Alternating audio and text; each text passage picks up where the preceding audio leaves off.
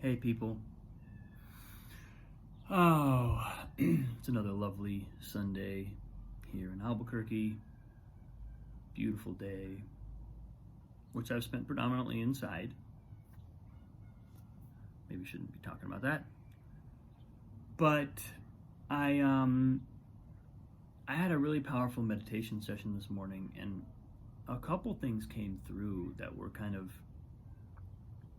that felt key, and they're not really necessarily related. It was a set of insights that sort of came, one kind of at the beginning of meditation and one sort of maybe closer to the end. And the first one was related to my post from Friday about self-worth. You know, on Friday I kind of had a very clear recognition. It just sort of like popped in my awareness how self-worth, you know, we do so much work around the issue of self-worth, and we when we're doing this kind of inner work, there's a kind of claiming of our self-worth that's not so much a discovery as it is a decision to be true to ourselves. It's a decision to be who we are with full conviction, not to need to develop into the person we'd like to be before we claim our self-worth. Now, obviously, I mean, I am like the most enthusiastic person about personal development and about evolving ourselves on all levels. I'm not discouraging that at all. But that's kind of why this revelation was kind of powerful for me, because that's my normal mode of thinking is to be in a place of thinking about evolving, thinking about improving myself in a variety of ways. And so it really crystallized for me when I saw clearly, like, oh, but there's an element that is not about development. There's an element that it doesn't matter how much we develop, right? When is enough? I was watching Kyle Cease's call the other day, and Leanne Rimes was on, superstar, country megastar, and she was talking about how she would get ideas sometimes and think, well, who am I to have this idea? Who am I to do this? And to hear that out of the mouth of a superstar was like, well, you know, it's like, clearly you can get to the highest level and still have the issue of self-worth, still have that part of ourselves that is that's still a question. And that's, I'm not trying to say that Leanne Rimes doesn't know her own self-worth. I'm just trying to say there's no amount of accomplishment or development that necessarily is going to lead to claiming that. And that's important to realize, because it means there's no time that we need. It means we don't have the excuse of needing more time before we can own our full self-worth. So anyway, this is, I'm kind of recapping from Friday, but piggybacking on that thought, this morning what came through was this recognition that until we claim our self-worth, it's almost like, and maybe I should just frame this in terms of my own personal experience and not universalize it just yet, although I do think that people can relate to this, and I think it's probably not, you know, just me, but until we claim our self-worth, it's almost like we don't know who we are. You know, because that dimension of ourself, that sort of core conviction in who we are, is a recognition of ourselves. It's an embrace of who we truly are. And until we do that, it's almost like we're rejecting portions of ourselves. We don't there's parts of ourselves we don't want to look at, we don't want to acknowledge, we don't want to let in. We may, on some level, we're undoubtedly conscious of them, because it would be difficult for them to be completely unconscious to us, but not impossible, and certainly a lot of them can have been pushed into our subconscious where we just don't really recognize them. We don't, on some deep fundamental spiritual level, psychic level, we know these things about ourselves, but we don't acknowledge them. So it's almost like our conscious mind doesn't really have them available. And that was sort of an interesting realization to have, to think, it's almost like self-worth is self-knowledge, that connection. Until we claim ourselves as we are, it's hard to know ourselves as we are. And I really do think that the claiming maybe comes first, because the knowledge is in the mind. That the knowledge the knowledge is a recognition, whereas the claiming is a choice. That's something we can do. We can say, I accept myself. I am as I am supposed to be.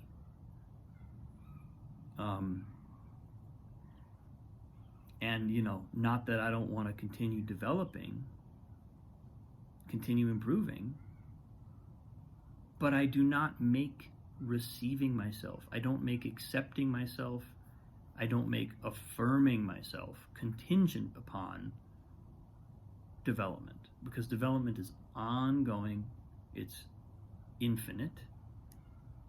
How much development is enough? When infinite spiritual, who knows? This whole, the end game, who knows if there even is an end game to this spiritual practice? We might evolve.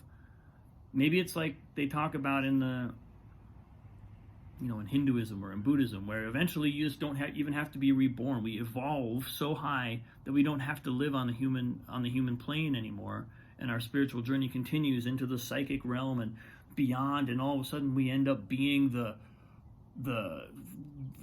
being, like the godlike being that creates a universe, and that is the sort of overarching consciousness of an entire civilization, an entire universe. Who knows where this goes? Well, at what point in that infinite process are we allowed to say, I'm okay as I am, right? When? We're talking about a journey that is literally infinite. So how can we measure at what point it would be acceptable to claim our self-worth? The whole question is kind of inconceivable. There's no point. We simply do so now. And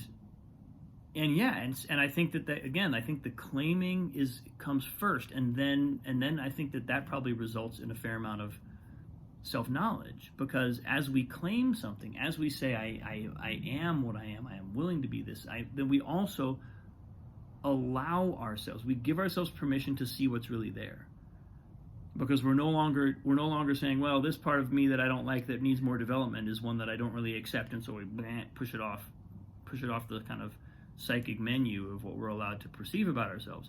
Once we claim it all, then even stuff that's not flattering, that's not perfect, that's not the way we want it, is allowed to be there, and we can work with it. I'm not saying we have to leave it that way.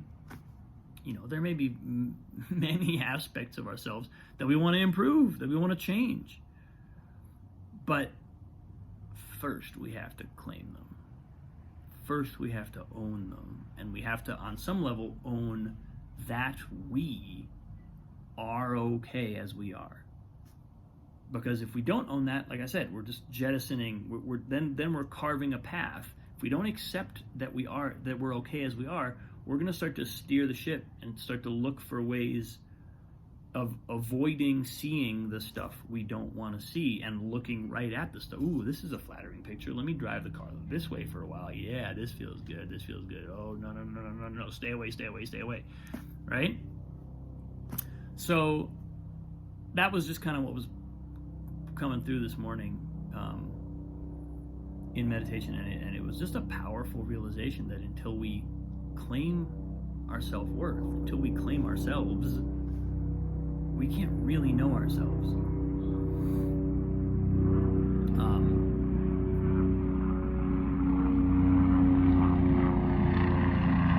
So anyway, that's where I landed today.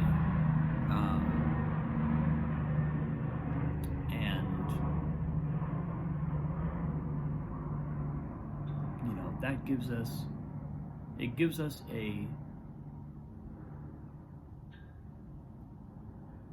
us permission to be who we are right now. We give ourselves permission in that act of claiming. We give ourselves permission to be exactly as we are, and we give ourselves permission to change, to want to change. My wanting to develop is part of who I am right now. That's part of the picture. It's not that by accepting ourselves, by claiming ourselves now, we're saying, okay, done, the cake is baked, I'm finished, I'm ready, here I come, world, I am like this now. That's silly. We're saying as we are is enough, with all of the other component, with all of the potential desires and unfulfilled potentials and areas of improvement also part of the picture. We accept all of it. We claim all of it. But claiming it gives us a completely different level of freedom and a completely different level of self-love, in a way. So that we're able to love ourselves as we are. Love the whole predicament. Love the whole ball of wax. Be the whole ball of wax.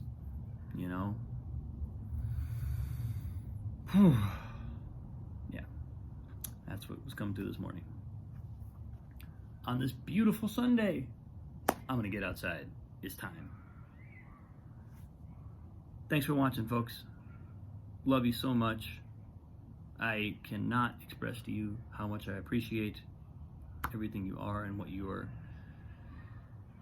doing for me by participating in this conversation that I'm having. So much love. Have a wonderful rest of your day. I'll see you tomorrow.